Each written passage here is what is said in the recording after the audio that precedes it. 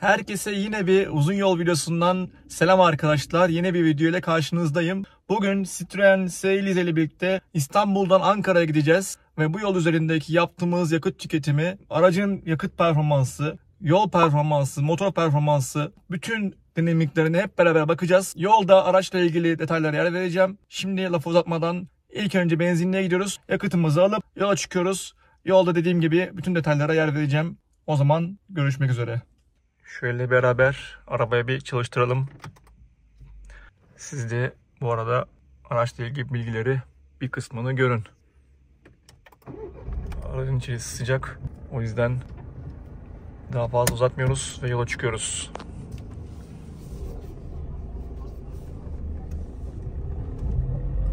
Gördüğünüz gibi şu an araçta bir diş yakıt var.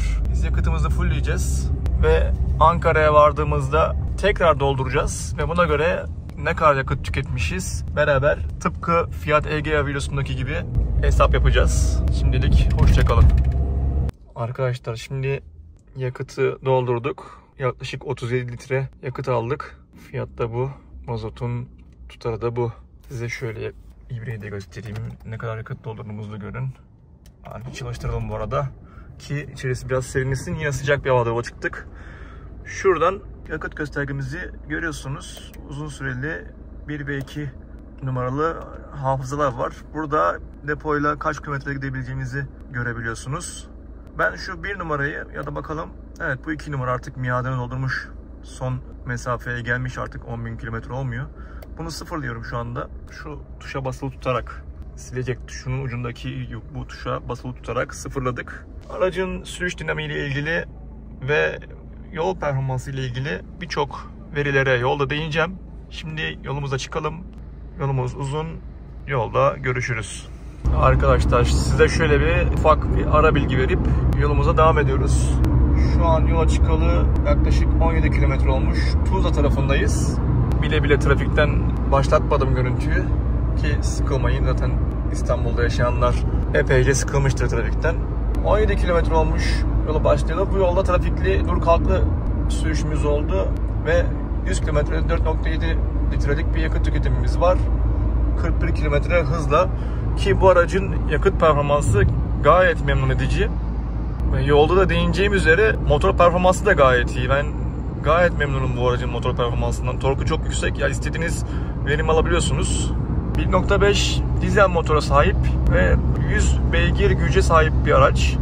Daha önce aracın tasarım incelemesini, tasarım detaylarını videoya almıştık. Kanalda bu videoyu bulabilirsiniz. Ancak bir sürüşü mevcut değildi. Sürüş de bugüne kısmet oldu. Araç 100 beygir ve torku gayet iyi. Dizel motor olduğu için tabii torkunu hissedebiliyorsunuz. İleride müsait yolda performansına değineceğiz. Gayet tatmin edici performans sahip. Ve yakıt performansı da buna rağmen makul denebilecek seviyelerde olacak. Şu anda görebiliyorsunuz zaten. Şu anki ortalama hızımız 90, şehir içinde olduğumuz için henüz daha otobana çıkamadık. 4.5 litre yakıt tüketimimiz var. Aşağı yukarı 5 litreler civarında Ankara'ya varmayı hedefliyorum. Dediğim gibi Ankara'ya vardığımda tekrar yakıt doldurup ne kadar yakıt tüketmişiz, 3 Haziran 2024 itibariyle bu tüketimin bize ne kadar mal olduğunu hesaplayıp video sonunda yer vereceğim. Otobanda müsait yola çıktığımda tekrar video kaydına geçeceğim. Ben genellikle Ankara'ya gideceğim zaman İstanbul'dan bu Gebze tarafından otobana bağlanmayı tercih ediyorum. Çünkü E5 ile otoban arası gerçekten birbirine çok yakın. E5'e yakın bir tarafta oturduğum için E5'e bağlanıp Gebze'den otobana bu gişelerden giriş yapıyorum. Arası bayağı yakın. Bu yüzden genellikle burayı tercih ediyorum. Otobüste geri geliyor. Bir de bu moda oldu. Otobanda geri gelmek. Buradan otobana bağlandık. Yol biraz sakinleşsin. Performansına bakacağız aracın. Bu aracın en sevdiğim özelliklerinden bir tanesi de araçta hız sabitlemenin olması. Bakın kolu hemen şunun altında gözükmüyor buradan ama araçta hız sabitleme var. Şu anda devrede gördüğünüz gibi 120'ye sabitledim. Ve yaklaşık 2250 devirde 120 civarı yapıyor. Yani motoru gayet tatmin edici. Uzun yolda yakıt tüketiminiz de bununla doğru orantılı olarak çok makul olacaktır ki şu anda gördüğünüz gibi 50 kilometrede 4.4 litre yakıt tüketimimiz var. Ki bu daha da düşecektir. Bu şekilde gidersek daha da düşecektir. Tabii ileride biraz daha hızlanma ihtimalimiz var. Çünkü yolun biraz da sakinleşmesi durumu var. Şöyle burada manzarayı da göstereyim size. Tabii yolumuzdan gözümüzü ayırmıyoruz. Aracın tabii yakıt performansı, motor performansı güzel olduğu kadar bir o kadar da konfor açısından ve yol sesi açısından sıkıntılı olduğunu söyleyebilirim. Şu an mesela yaklaşık 110-120 ile gidiyoruz.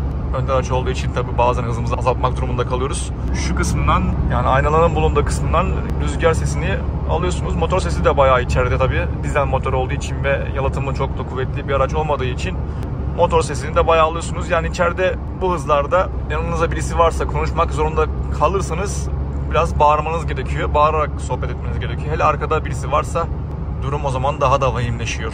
Tabii bu araç genellikle şirket aracı olarak kullanıldığı için, filolara hitap ettiği için konfordan ve yalıtımdan ödün verilmiş. Ancak motor performansı ve yakıt performansı bir o kadar faydalı, güzel diyebilirim. Mesela önümüzde bir Passat var. Bize yol vermemek için bayağı direniyor. Yaklaşık 10 dakikadır. Tabii sağda bazen müsait olmuyor ama müsait olduğunda da yol vermiyor. Neyse. Bu aracın tabii motor performansının uzun yolda iyi olmasının bir nedeni de gördüğünüz gibi şanzımanımızın 6 ileri olması. Yani tamamen aslında şirketleri düşünerek üretilmiş bir araç diyebilirim. Uzun yol yapan şirketler için biçilmiş kaftan. 2000 devirde yaklaşık olarak araç 110 civarı yapıyor. Şöyle göstereyim. 2000 devirde şu an 110 civarı. Tabii biraz daha müsait bir yolda bu verilere daha detaylı bakacağız. Şimdilik görüşmek üzere. Şu an yola çıkalı 75 kilometre olmuş. Kocaeli'nin bu neresiydi burası? Hatırlamıyorum. Çıkamazsın tır. Kocaeli'nin bu yokuşunu iniyoruz. Buranın adını unuttum. Bilenler bilgilendirsin. Şu ana kadar yakıt tüketimimiz böyle. Yani 76 kilometre, 4.3 litre. Hızımız da ortalama 75 kilometre saatte. Tabii ileride biraz daha artacak. Çünkü artık burası kalabalık olduğu için bu şekilde ara ara yavaşlamak zorunda kalıyoruz. Şimdi biraz Citroen Elise'den bahsetmek istiyorum. Bu araçtan yani. Bu araç 2021 model. Ancak bildiğim kadarıyla hala üretiliyor ve hiçbir farklılığı yok üretilen modellerin şu ankinden. Bu araçta park sensörü var. Geri park sensörü ve burada atıyorum arkadaki araçla veya işte nesneyle ne kadar mesafe kaldığını görebiliyorsunuz. Aynı zamanda sesli uyarısı da var. Bu insanları memnun edecek, kullananlara memnun edecek bir donanım.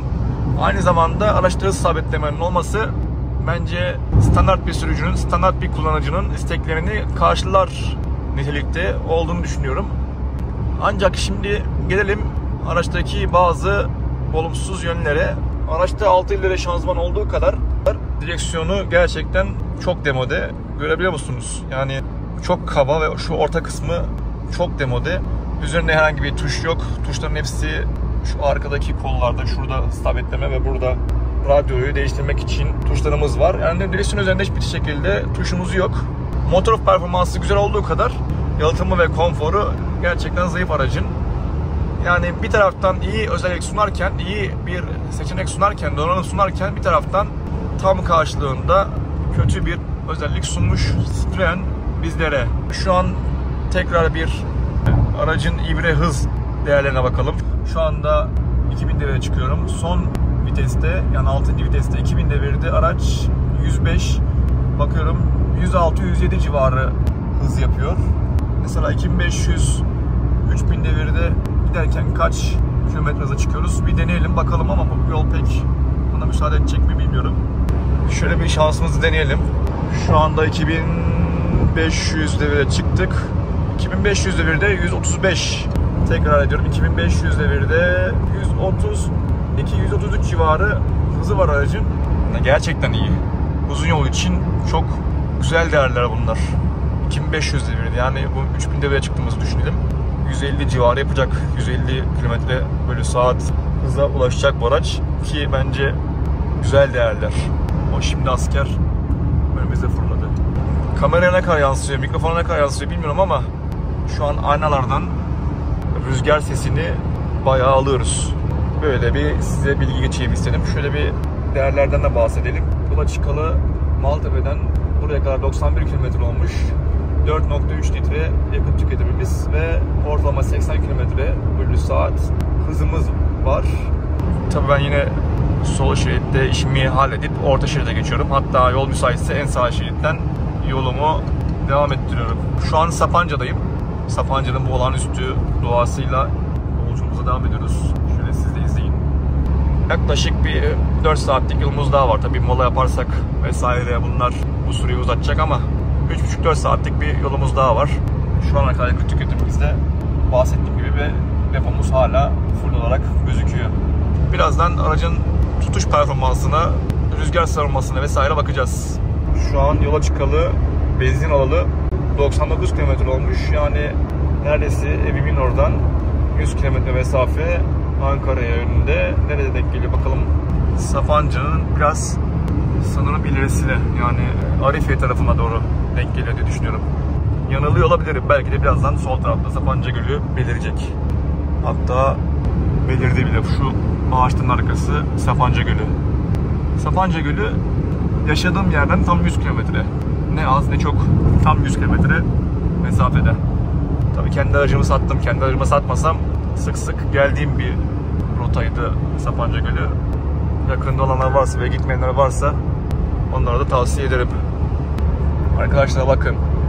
Bu araçta hız sabitlemeyi şu şekilde kullanıyorum. Böylelikle ne gaza dokunuyorum ne de frene dokunuyorum. Tabii ki acil durumlar hariç. Acil durumlarda frene tabii ki basıyorum. Hız sabitlemenin üstünde bir aktive etme tuşu var. Hız sabitlemeyi aradım. Oldu ki önüme bir araç çıktı veya sol taraf dolu, yavaşlamam gerekiyor. Şurada bir tuş var. Aktive etme tuşu. Bastığım an hız sabitleme devreden çıkıyor ve hızım bu şekilde azalıyor. Tekrar bastığım an aktif hale geliyor ve araç hızlanıyor. Bir önceki Ege, Ankara, İstanbul uzun yol videosunda şerit kullanımından bahsetmiştim arkadaşlar, hatırlarsınız. İzleyenleriniz varsa muhakkak hatırlar. İşte o videoda yolun boş olduğu an aslında her aracın en sağ şeritten gitmesi gerektiğini, sol iki şeridi, orta şeridi ve sol şeridi boş bırakması gerektiğini söylemiştim. Ancak bazı arkadaşlar neden sağ şeritten gitmedikleriyle ilgili bazı yorumlarda bulunmuş. Size şöyle göstereceğim. Sırf bunu denemek için en sağ şeride girmem lazım. Demişler ki en sağ şeritten ağır tonajlı araçlar gittiği için yolda bozulmalar olabiliyor. Bu yüzden bu bozulmalardan kaçmak için orta şeride geçmek zorunda kalıyoruz mecburen demişti. Aslında ağır saçma geldi tabii bana. Yani böyle bir şey söz konusu bile olamaz. Bakın şimdi orta şeritteyim. Sırf göstermek için en sağ şeride geçiyorum. Hani nerede yol bozukluğu, nerede ağır araçların yarattığı o yol bozulmaları. Kısmen evet olabilir. Bazı yerlerde sağ şeritte bozulmalar olabiliyor ama bu bozulmalar sol şeritte de olabiliyor, orta şeritte de olabiliyor. Bunun için en sağ şeritte meydana geliyor demek tamamen işgüzarlık, yani en sağ şeridi kullanmamak için uydurulmuş bahane diyebilirim ben. Gördüğünüz gibi yani aşağı yukarı bir 2 kilometre bu yoldayım, bu şeritteyim.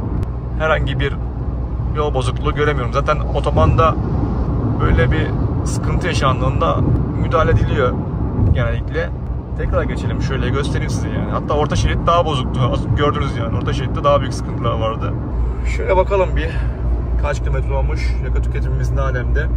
Benzin aldıktan sonra 135 kilometre yol yapmışız ve 4,3 litre yakıt tüketimimiz var. 82 kilometre bölü saat hız ortalamamız var. Birazdan bir mola yapacağım. Mola zamanı araçtan inerken tekrar bir bilgilere bakacağız, verilere bakacağız. Şu ana kadar yol gayet akıcı ve sıkıntısız devam ediyor. Arkadaşlar şimdi Hendek servis alanında mola yapacağız. Bir yarım saat 45 dakika buradayım. Şu en son verilere bakalım. 146 kilometre mesafe yapmışız. Yani benim evden burası 146-150 kilometreymiş. Bunu da öğrenmiş oldum böylelikle. Ortalama 4,3 litre yakıt tüketimimiz var. Aynı zamanda ortalama hızımız 82 kilometre olarak gözüküyor. Bu 146 kilometrenin sonucunda. Yakıtımız bir diş azaldı. Şöyle birkaç bilgi daha bakalım. Şu anki depodaki yakıtla 840 kilometre daha yol yapabileceğimizi gösteriyor bu göstergemiz. Bu da gayet iddialı bir veri diyebilirim. Şu benim bir önceki Ankara'dan İstanbul'a dönüşte sıfırlamış olduğum veriler. 3000 kilometre yapmışız, aşağı yukarı 3100 kilometre yapmışız ve 100 kilometredeki ortalama yakıt tüketimi 5,5 litre olarak gözüküyor. Tabi bu şehir içi, şehir dışı karışık. Bu da bizim bugünkü verilerimiz. Şu an arabada tekim. Bagajda da pek yük yok. Ancak belki moladan sonra araçta bir kişi daha olabilir. İdeal ağırlıkta yolculuk ediyoruz diyebilirim. O zaman moladan sonra görüşmek üzere. Arkadaşlar şimdi moladan sonra yolumuza devam ediyoruz. Bayağı da bir kilometre oldu. Bu arada AdBlue uyarısı verdi. Evet, 2400 kilometre sonra marş basmaz diye. Şu an Bolu Dağı tünelini tırmanıyoruz. Hız sabitlememiz açık. 129 km/saat hızla ve şu an anlık yakıt tüketimimizi görüyorsunuz. 7.8 litre. Bu yokuş tırmanırken bu aracın yakıt tüketimi bence yine fena bir değer değil. Güzel bir yakıt tüketimi diyebilirim bu yokuş çıkarken, çünkü araçlar çok zorlanıyor. Hatta bayram zamanları burada saat rahatta yolda kalan çok araç görürsünüz. Böyle kısa bir bilgi geçeyim dedim. Şöyle bir ortalama yakıt tüketimimize bakalım. Tabii hızımızı biraz arttırdığımız için 4.9'a çıktı. Tabii şu anda yokuşta çıkıyoruz. Onun da etkisi var. Ortalama hızımız da 88 km/saat gözüküyor. 210 kilometrenin sonucunda. Arkadaşlar yola çıkalı 300 km olmuş. Şöyle bir yakıt tüketimimize bakalım. Biraz hızımızı arttırdık. Çünkü yolun da boşalmasıyla hızımızı biraz arttırdık. Yakıt tüketimimiz de bununla doğru orantılı olarak 5.3 yükseldi. Fark ettiyseniz ortalama hızımız da yükseldi. Şöyle göstereyim. Yani 2500 devre geçtikten sonra artık yakıt tüketimi 5 litrelerin üstüne çıkmaya başladı. Şöyle yolları da göstereyim. Böyle artık Ankara'nın dağlarını tırmanıyoruz. Virajlı ve yokuş yukarı çıkıyoruz. Yakıt tüketimi muhtemelen biraz daha artacaktır. Ondan sonra artık Ankara inişine varacağız diye düşünüyorum. Arkadaşlar şöyle yokuş aşağı virajlı yollarımızda bir arabanın yol tutuşunu ve hız performansını test edelim dedik. Motor performansı hiç fena değil. 160'da viraja giriyoruz ama içim hiç rahat değil. Şu an 160. Tabii yolda yokuş aşağı bu arada. Yani bence Ege'ye göre kat kat daha iyi bir motor performansı var. Şirketler için çok daha uygun bir araç diye düşünüyorum.